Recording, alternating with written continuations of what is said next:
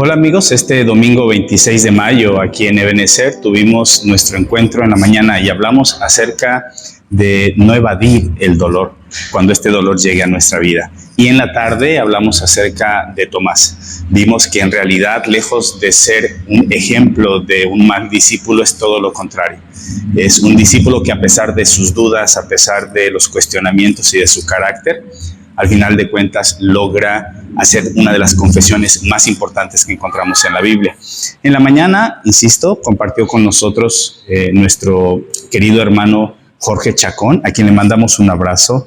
El día lunes él perdió a su mamá, falleció ella, y un día antes él precisamente estuvo compartiendo con nosotros acerca del dolor. Nos hizo ver que uno de los problemas más grandes que tenemos actualmente es tratar de evadir el dolor. Debemos entender que el dolor y el sufrimiento son inevitables y no se trata de si llegarán o no llegarán a nuestra vida, un día llegarán. Lo importante es cómo vamos a afrontar ese dolor. Y veíamos el ejemplo de Job y el ejemplo de Jesús.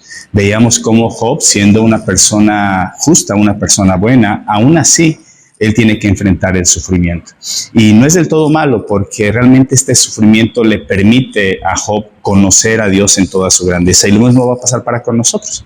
Si somos maduros y enfrentamos el sufrimiento y no buscamos evadirlo, como tristemente actualmente la sociedad enseña, si nosotros enfrentamos con integridad y con fe el sufrimiento, podemos ver la mano de Dios en medio del sufrimiento y conocerlo de una mejor manera.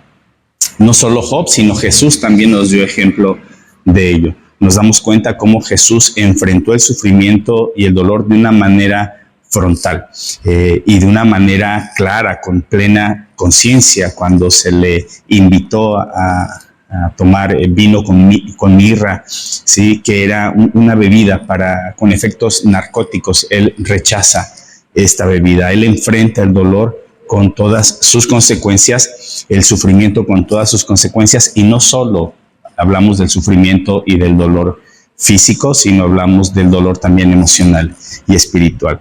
Y nuestro hermano Jorge Chacón, que es el consejero de esta congregación, nos exhortaba precisamente a ser como Jesús en este sentido, que cuando nosotros sintamos un sufrimiento, ponerlo en manos de Dios, pero no evadirlo, y reconocer que el sufrimiento nos puede forjar el carácter y nos puede ayudar a nosotros a conocer a Dios de una forma más profunda, más sublime. Así que cuando tú te encuentres sufriendo, cuando yo me encuentre sufriendo, debemos recordar que el sufrimiento nos conduce a las manos de un Dios poderoso, misericordioso y consolador. Así que no lo evadamos, enfrentémoslo. Sí, pongamos delante de Él, reconozcamos cuando algo nos está lastimando, nos está haciendo daño, y confiemos en que tenemos un Dios que es lo suficientemente fuerte, soberano y amoroso como para sanarnos y levantarnos en medio del sufrimiento.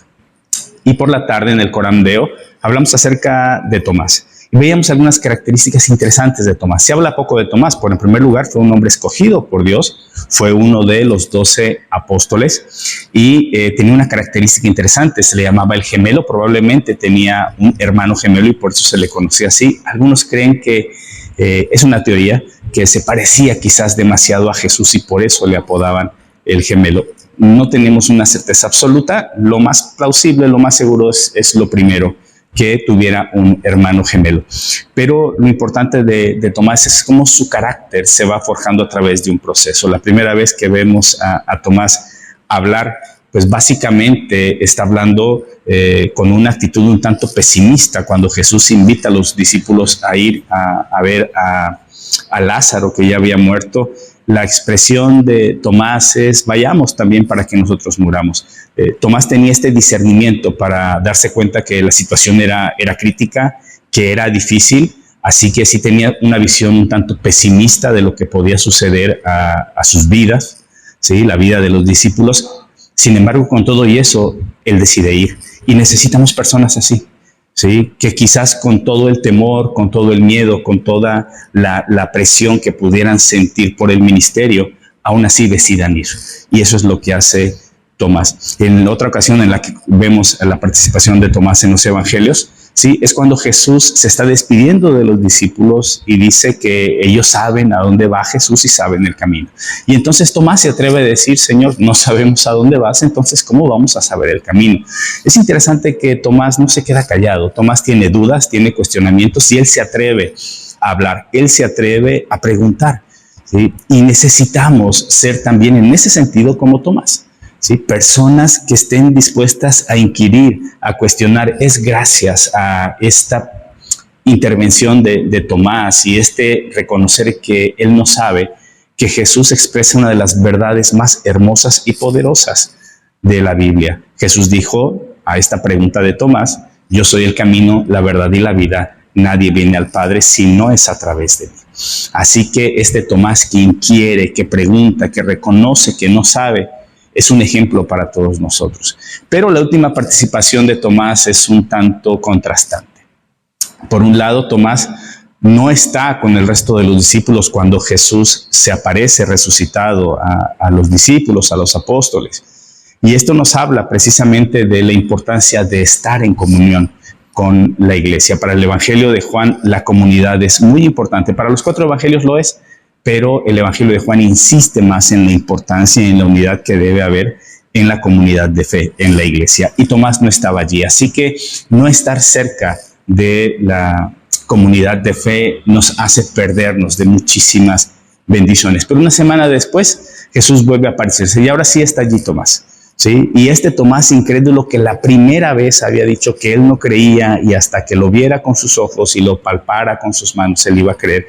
Jesús le recrimina, pero le recrimina no necesariamente que no hubiera creído en la resurrección. De hecho, ningún apóstol, ningún discípulo había creído. Lo que le recrimina a Tomás es que no había creído en el testimonio precisamente de la iglesia, en el testimonio de estos apóstoles que ya habían visto a Jesús, estos discípulos. Esto nos invita a nosotros a creer en el testimonio que tenemos en la Biblia, que es el testimonio de los discípulos, que los discípulos nos han dejado. Creer firmemente que lo que dice la Biblia, la palabra de Dios, es la verdad y confiar en este mensaje, en el testimonio de Jesús que muere en la cruz y que resucita y vence a la muerte. Cuando Tomás se da cuenta de su error, él hace una vez más una declaración impresionante. Le dice a Jesús claramente, Señor mío y Dios mío. Y es que allí es a donde Jesús quiere llevarnos a todos los discípulos. Es interesante, pero esta afirmación es el final prácticamente del primer final, no podemos decir, del Evangelio de Juan. El Evangelio de Juan tiene 2 finales para cerrar, ¿sí? Y en el primero es esta expresión que Tomás dice, Señor mío, Dios mío, una confesión de fe a la que todos los cristianos somos llamados a llegar. Así que podemos tomar ejemplo de la vida de Tomás, un hombre que sí tuvo sus dudas, tuvo su carácter pesimista, quizás demasiado analítico, pero que al final reconoce el señorío y la divinidad de Jesús. Así pues, los invito a que nos acompañen. Cada domingo estamos aquí en la calle 2 de Abril, en la Colonia Perpetuo Socorro. Somos la Iglesia Bautista Ebenezer, aquí en la ciudad de Iguala. Que el Señor los bendiga y que tengan una excelente semana.